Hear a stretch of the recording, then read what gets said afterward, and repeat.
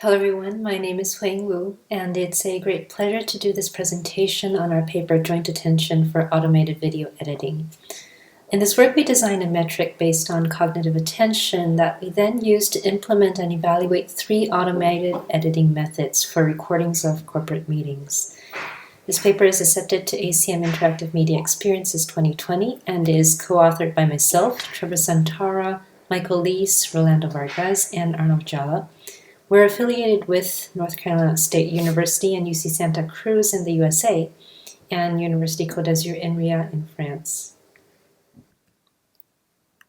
So here's the idea. When a number of people are occupying the same space, their attention is drawn to the salient focal points within the space. These can be objects or other people. This attention is expressed, for example, through head and body motions. People will look at what others are looking at. Audio is another indice. When a person or object emits a sound, people will be drawn to and look at the source of the sound. With the development of smart meeting technologies, our capability to record meetings and gatherings is greatly augmented with opportunities towards virtual conferencing, for example. This brings in challenges of digital curation. Taking the example of the AMI database, it features over 100 hours of recordings in smart meeting rooms with 7 cameras, 3 overhead cameras in the center, left and right, and 4 close-up cameras on each participant, plus individual headsets. From all this audiovisual data, how can we create an edit for someone who did not participate in this meeting, showing at each moment the most interesting event? So using the idea of joint attention, we want to create an edit that shows the most salient point in the room at any given time. So to this end, we propose and implement 3 editing techniques based on joint attention: the audio-based edit, rule-based, and long short-term memory neural network-based edits. There's a wide expanse of literature concerning automated editing, so here I will just touch on those that incorporate models of indices of human attention. So in terms of interactive systems, human attention or joint attention has already been used for smart camera switching and for introducing cuts into 360 videos. For example, on social cameras, cameras on mobile devices use the camera orientation to determine the focus of the person operating the camera. In 360 videos, the user's head motion is used to introduce cuts towards the next point of interest. In all of these works, though, a big challenge remains, however, in identifying the joint attention from the content and the people within the videos, and not necessarily the person operating the camera or the viewer. Video summarization is another relevant field that uses attentional cues with the goal to extract a storyboard or a sequence of still frames that represent the entire video. So notably, long short-term memory networks have been used because of their ability to model long-term dependencies across a period of time. However, the goal of video summarization is not really to produce an edit from multiple camera streams, but just to select still frames that are representative of the video content. Finally, there's a lot of work on automated editing systems for virtual environments, so notably placing and selecting cameras in the 3D environment that fulfill discourse goals, and also ensure the spatial and temporal continuity of motions and actions, and apply common patterns of editing from filmmaking to achieve story or emotional goals.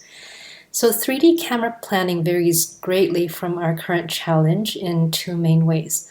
First of all, the cameras can be positioned anywhere inside a virtual scene, but in smart meeting spaces in real life, they are fixed in a certain position. And second of all, the absolute positions of the cameras, characters, and objects in a virtual environment are known directly and completely accurate, whereas in real life, they can only be estimated.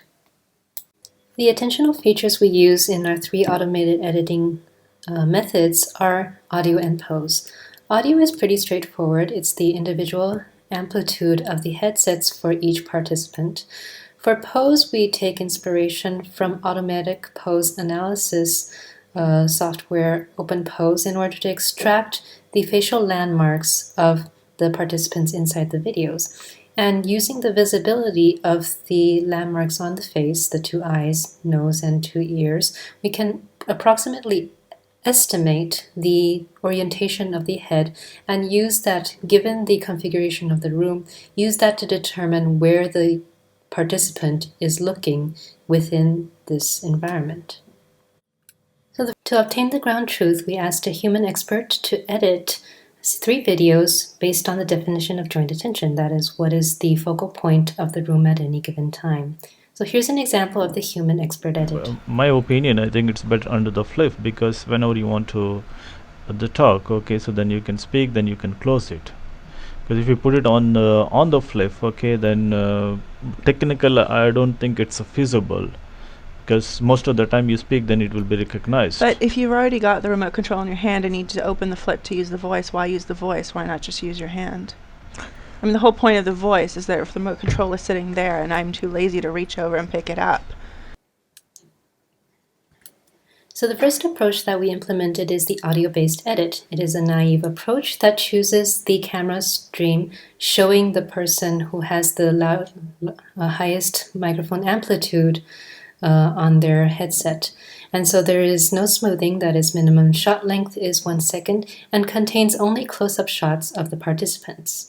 Here's an example of the audio-based edit. My opinion, I think it's better under the flip, because whenever you want to the talk, okay, so then you can speak, then you can close it. Because if you put it on the flip, okay, then technical, I don't think it's feasible. Because most of the time you speak, then it will be recognized. But if you've already got the remote control in your hand and need to open the flip to use the voice, why use the voice? Why not just use your hand? I mean, the whole point of the voice is that if the remote control is sitting there and I'm too lazy to reach over and pick it up. The second method that we implemented is the rule-based edit. Using the extracted pose, we determine the focal point of the room and give a score to each object and participant in the room. Then the camera stream showing the object or participants with the highest score is chosen. There is a smoothing of an average shot of 6 to 7 seconds, and in the rule-based edit there are parameters to adjust, such as the weight on the pacing and the importance of the pose direction. So here's an example of the rule-based edit. Opinion, I think it's better under the flip, because whenever you want to the talk, okay, so then you can speak, then you can close it. Because if you put it on the flip, okay, then technical, I don't think it's feasible. Because most of the time you speak, then it will be recognized. But if you've already got the remote control in your hand and need to open the flip to use the voice, why use the voice? Why not just use your hand? I mean, the whole point of the voice is that if the remote control is sitting there and I'm too lazy to reach over and pick it up, I can just use my voice. The final approach we implemented is a long short-term memory neural network. We take as input both the preceding and current audio and pose data and train the neural network to output the score of the joint attention of each item or participant in the room. And so the intuition for the LSTM is that it can model long-term decisions across multiple frames. There is no smoothing involved here, so the minimum shot length is 1 second, and the neural network was trained on 2 expert edits at any time and tested on 1 and cross-validated 3 times. So here's an example of the LSTM-based edit. Opinion, I think it's better under the flip, because whenever you want to the talk, okay, so then you can speak, then you can close it. Because if you put it on the flip, okay, then technical, I don't think it's feasible. Because most of the time you speak, then it will be recognized. But if you've already got the remote control in your hand and need to open the flip to use the voice, why use the voice? Why not just use your hand? I mean, the whole point of the voice is that if the remote control is sitting there and I'm too lazy to reach over and pick it up, I can just use my voice. Okay, and now I'm supposed to... I have one question. Yeah. Will there be anything written on the buttons, like that people know, or they have to learn that from a piece of paper, which button does what? Yes, it will have, these buttons will have the numbers and all the rest of the buttons will have symbols. Will have symbols, yes, so that, that can be easily that the user really knows, yeah. you know, yes. and doesn't have to Good first point, learn because we need yes. the symbols, because we're going into an international and also, market. We can't have yes. anything that's language dependent. But we evaluated the 3 approaches against the human edit and through user evaluations. Compared to the human edit, the audio edit was more jittery and contained only close-up cameras, while the rule-based edit was less reactive to quick exchanges between the participants. The LSTM edit had more adapted pacing and higher camera variety, and with a pre-trained model could conduct editing in real time.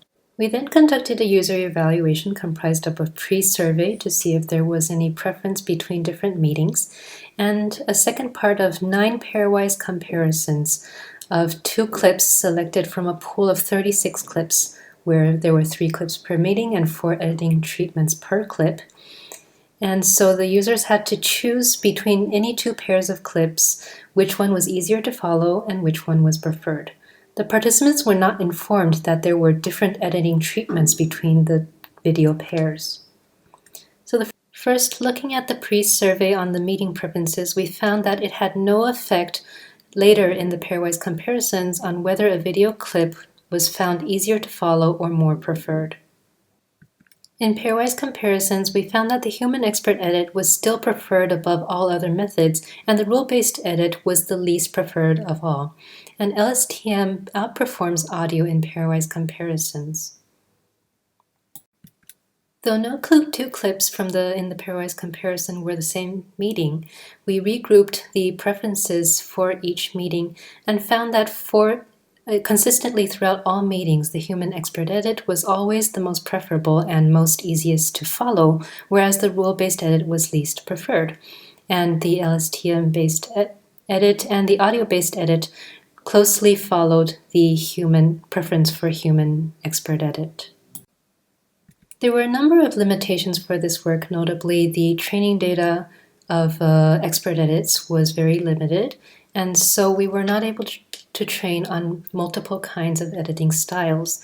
And also pose detection for real-time systems is a bottleneck to deploying our approaches in real time that involve pose. So in the future work, we would like to evaluate on a larger scale to observe statistical significance between different editing treatments on the perception of users. And we would also like to evaluate whether different editing techniques would be more suitable or less suitable to different contexts. Thank you very much, and please contact us if you have any questions.